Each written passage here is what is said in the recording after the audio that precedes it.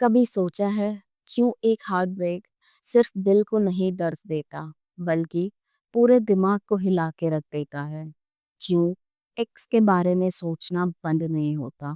क्यों नींद उड़ जाती है?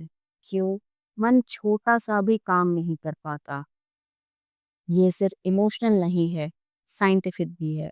आज बात करेंगे दिमाग के उन सर्किट्स की जो हार्ट ब्रेक के वक्त हाइपर एक्टिव हो जाते हैं और कैसे हम अपने ब्रेन को वापस कंट्रोल में ला सकते हैं। सबसे पहले बात करते हैं केमिकल्स की। जब आप किसी से प्यार करते हो तो आपके दिमाग में डोपामाइन फ्लड होने लगता है। ये रिवॉर्ड केमिकल है। जब भी आप उनसे बात करते हो, उनका मैसेज आता है या उनको देखते हो, डोपामाइन रिलीज होता है। इसी वजह से उनका प्रेजेंस एडिक्टिव लगता है। जैसे सिगरेट या शुगर का एडिक्शन होता है, वैसे ही। और जब वो चला जाता है, डोपामाइन कट, ये सडन विड्रॉल होता है और विड्रॉल के साइड इफेक्ट्स होते हैं। Mood swings, anxiety, restless feeling, concentration का लॉस। मतलब तुम्हारा दिमाग तुम्हें पुश करता है कि किसी तरह से उस डोपामाइन सोर्स को वापस पाए। इसलिए तुम्हारे हाथ बार बार फोन उठाते हैं, पुराने टेक्स्ट स्क्रॉल करते हो, बस एक छोटी डोपामाइन की डोज के लिए। सिर्फ डोपामाइन नहीं, ऑक्सीटोसिन भी कम हो जाता है। ये बॉन्डिंग केमिकल है जो कडल करने, टच करने, कनेक्ट करने से रिलीज होता है। जब रिश्ता टूट जाता है, ऑक्सीटोसिन की भी कमी हो जाती है और दिमाग इस लॉस को पेन के फॉर्म में प्रोसेस करता है। सेम ब्रेन रीजन्स एक्टिव होते हैं जो फिजिकल पेन के टाइम एक्टिव होते हैं। इसलिए हार्ट ब्रेक लिटरली हर्ट करता है। तो क्या तुम इस लूप से कभी निकल सकते हो? बिल्कुल। सबसे पहला स्टेप, अवेयरनेस।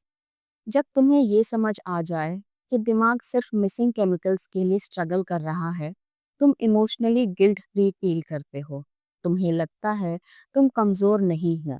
तुम्हारा ब्रेन एक विड्रॉल फेज में है, जैसे डिटॉक्स होता है। दूसरा step, physical movement. Exercise dopamine को नेचुरली वापस रिलीज करती है। मॉर्निंग वॉक, साइकिलिंग या सिंपल योगा, ये सब तुम्हारे ब्रेन को नई सोर्स से डोपामाइन देंगे।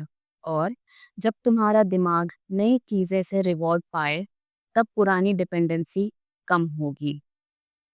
तीसरा स्टेप, मेडिटेशन एंड ब्रीदिंग। ये सब सुना होगा, पर इसका साइंटिफिक बेस है। जब तुम मेडिटेशन करते हो, तुम्हारा ब्रेन्स अमगडाला काम होता है, जो फियर और एग्जाइटी के लिए रिस्पॉन्सिबल है। सिर्फ 10 मिनट माइंडफुल ब्रीदिंग से तुम्हारा स्ट्रेस हार्मोन कॉर्टिसोल कम होता है और जब स्ट्रेस कम होता है, तुम क्लैरिटी से सोच सकते हो।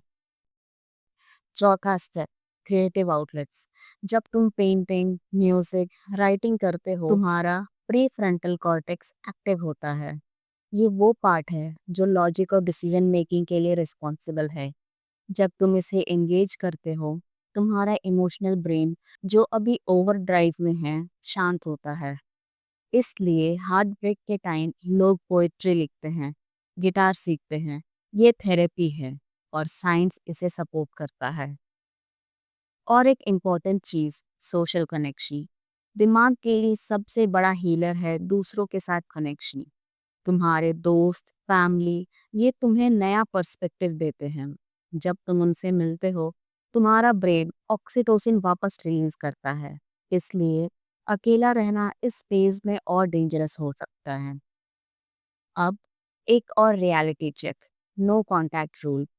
तुम्हारा दिमाग चाहेगा कि तुम एक्स को कॉल करो, टेक्स्ट भेजो या उनकी सोशल मीडिया स्टॉप करो। बट हर बार जब तुम ये करते हो, तुम उन्हीं पुरानी मेमोरी सर्किट्स को रीएक्टिवेट करते हो। जैसे पुराने गाने का एक ब्रोकन रिकॉर्ड। अगर तुम 30 से 40 दिन तक नो कांटेक्ट फॉलो करते हो, तुम्हारे ब्रेन के वो सर्किट्स वीक होने लगते हैं और नए सर्किट्स स्ट्रांग होते हैं। इस प्रोसेस को न्यूरोप्लास्टिसिटी कहते हैं, ब्रेन की एबिलिटी टू रीवायर इटसेल्फ। पर ये सब कभी पॉसिबल है जब तुम टाइम और पेशेंस दोगे। ब्रेन को नई हैबिट बनाने में 21 से 66 दिन लगते हैं। पहले 2 हफ्ते सबसे टफ होते हैं, पर उसके बाद तुम देखोगे कि क्रेविंग्स कम हो गई है। एक और प्रो टिप, ग्रैटिट्यूड जर्नलिंग। जब तुम डेली 3 चीजें लिखते हो जिनके लिए तुम ग्रेटफुल हो, तुम्हारा दिमाग रिवॉर्ड पाथवे से डोपामाइन रिलीज करता है। ये सिंपल हैबिट तुम्हारे मूड को नेचुरली अपलिफ्ट करते हैं। इससे तुम्हारा माइंड एक्स से हटकर प्रेजेंट मोमेंट पर फोकस करता है।